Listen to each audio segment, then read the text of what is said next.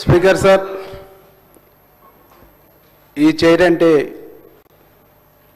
సభకు గౌరవం అధ్యక్ష. గౌరవ సభ్యులు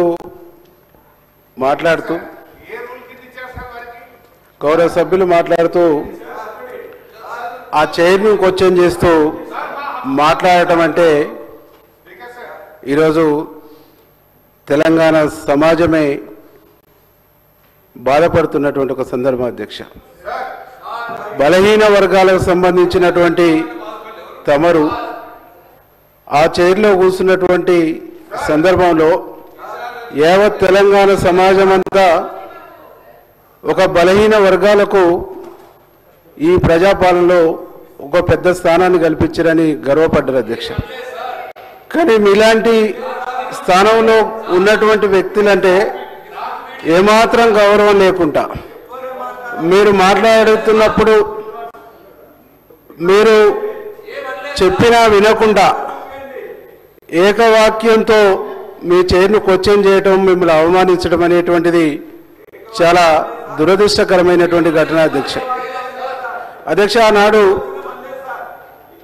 డిప్యూటీ స్పీకర్గా ఉన్న మా బట్టి విక్రమార్కన్న ప్రతిపక్ష లీడర్గా ఉన్నప్పుడు కూడా తన ప్రతిపక్ష హోదాను తీయడం కోసం ఇట్లనే చేశారు అధ్యక్ష. మొత్తం తెలంగాణ సమాజం మొత్తం ఈరోజు ఒక దళిత స్పీకర్కు జరిగినటువంటి అవమానంగా ఈరోజు సమాజం భావిస్తుంది. కాబట్టి మీ పట్ల చైర్ పట్ల గౌరవం లేకుండా మాట్లాడినటువంటి వ్యక్తులపైన చర్య తీసుకోవాలని చెప్పేసి మేము రిక్వెస్ట్ చేస్తున్నాం అధ్యక్ష. చర్య తీసుకోవడం ద్వారా ఈ జాతికి జరిగినటువంటి కింది వర్గాలకు జరిగినటువంటి అవమానానికి సంబంధించినటువంటి సమాజానికి ఒక మంచి సంకేతం ఇచ్చినటువంటి పరిస్థితి ఉంటుందని చెప్పేసి మేము రిక్వెస్ట్ చేస్తున్నాం అధ్యక్ష. ఈరోజు ఆ ఇనానమస్గా చేసినామని చెప్తున్నటువంటి వ్యక్తులు గౌరవిస్తలేరు అధ్యక్ష, గౌరవం లేదు అధ్యక్ష, అవమానిస్తున్నారు అధ్యక్ష.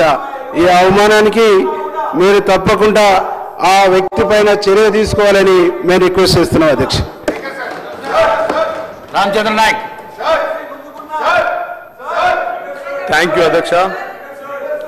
Speaker sir,